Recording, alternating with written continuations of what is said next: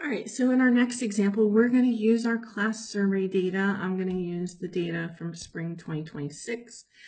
And this data gives information. One of the variables is how many states Clayton State students have visited. All right, now of course it was just the students that were in my classes, but we're going to pretend for the purposes of this example that this is known to be a simple random sample of all Clayton State students, and we're going to assume that the standard deviation is known to be 9. All right, so before we dive into this, we want to talk a little bit about conditions, right?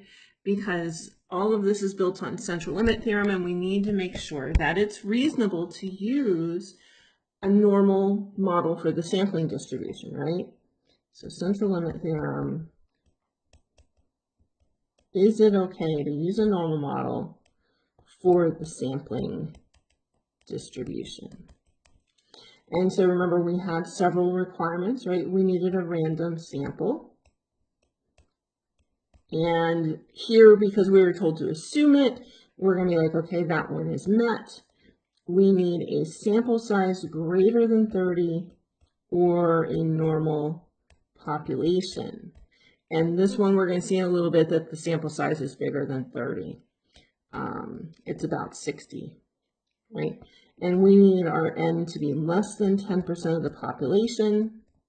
And that one was true as well. So we're good to go here, although that random sample assumption, of course, is not exactly legit, right? So we want to calculate a 99% confidence interval and interpret this. So we are estimating, we want to say how many states Clayton State students have visited. So we are estimating a mean, right? Mean number of states. And so that, remember, for your population is going to be mu. We know sigma is equal to 9.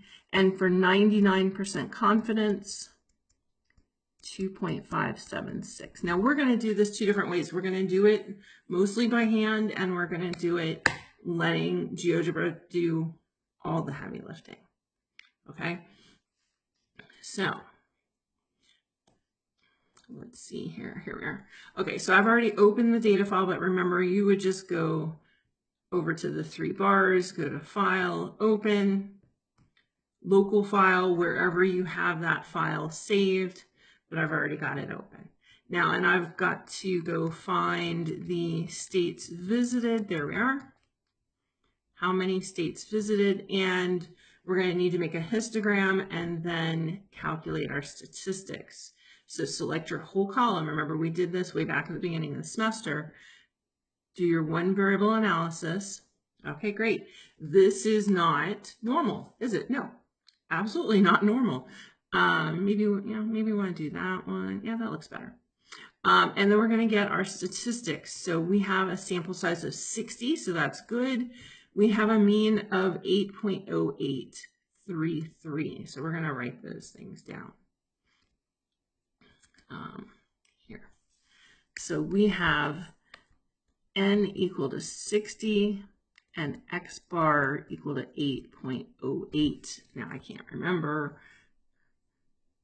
33. Oops. Okay. So we can actually calculate this thing by hand right now. I'm going to do that. So remember that we have X bar plus or minus Z sigma over root N, right? So we would plug in all of our numbers, 8.0833 plus or minus 2.576 times 9 over the square root of 60. And remember, everything after the plus minus, that is our margin of error. And so we need to put this in the calculator, right? Here, we'll go here. Now, you know what, I think I'm going to open another Geogebra because I don't want to lose that work there. So we will do that. So 2.576, right? That was our z-score. Our standard deviation was told, we were told that it was 9, and our sample size was 60. So our margin of error, 2.993. So 8.0833 plus or minus 2.0, what was it again? Oh, okay, 2.993, I couldn't remember. Okay, and of course, that's an okay place to leave your confidence interval, but we're going to do the 8.0833 minus, and again, you could use A here, or you could use 2.993. It's fine. So we're looking at 5.0903 and 11.0763. Okay, 5.0903, 5.0903 less than mu, less than 11.0763. Okay, so we've got our confidence interval, right? Now, how do we do this? Since we have the data, how do we do this with GeoGebra? Now, you see where we got our statistics, it's actually a drop down. And we have options for Z estimate of a mean and T estimate for a mean. Now, we were told the standard deviation of the population, so we are doing a Z confidence interval, so Z estimate of the mean. It's going to ask for our standard deviation, done, and our confidence level, which was 99%, so we're going to go put that here. And you can see that we've got the same 8.0833 plus or minus 2.9928, which is what we had to within rounding, right? Here, I've got 304. And of course, these are going to be slightly different because my z-score is rounded. And GeoGebra, when we do it this way, it's not rounding even the z-score, all right? So, but our interval is the same to within rounding, right? We've got a lower limit of 5.0905 and an upper limit of 11.0762. And those are within 1 or 2 in the 4th decimal place. So there we go, right? So that, you make your histogram, you get your statistics, and then you can use this drop down to go do your Z estimate, right? It's going to give you your interval, plus or minus your margin of error, right? Your mean, plus or minus margin of error, your lower limit of your interval, your upper limit of the interval. Reiterate the margin of error, it's right there, of course. Sample size and your mean, which of course is right there. So it's kind of like telling you the same thing multiple times. All right, so what happens if we change N? Well, I mean, we've talked about this a couple of times now, right? If we change N and everything else stays the same, that's going to make the interval narrower because that confidence interval, that margin of error, Z sigma over root N, if N gets bigger,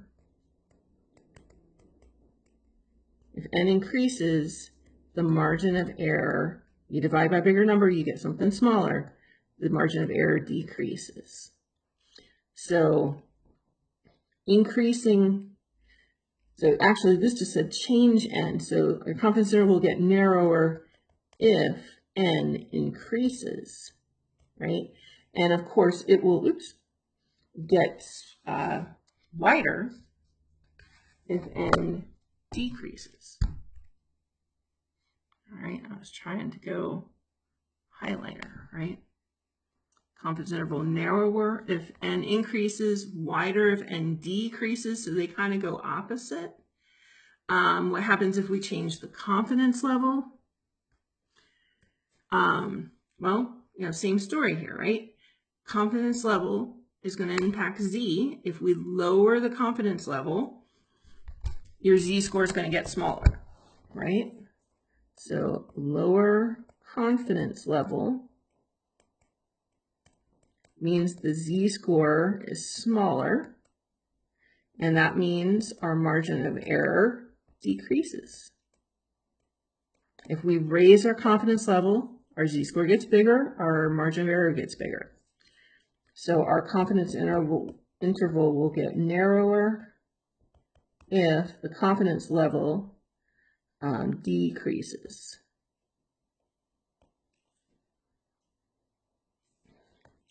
So I've written them this way because usually we're going to ask what things can you do to make your confidence interval narrower, and your options are, well, increase the sample size or decrease your confidence level. And what I didn't do here was our interpretation. I'm going to have to write that up at the top. All right. Oops, can't do it with that. So we are how confident? 99% confident that the true mean number of states visited by CSU students is between 5.09 and 11.076. There we go. There is our interpretation of the confidence interval, right? A few other ways you could say it, but I like this one. It's pretty simple and straightforward.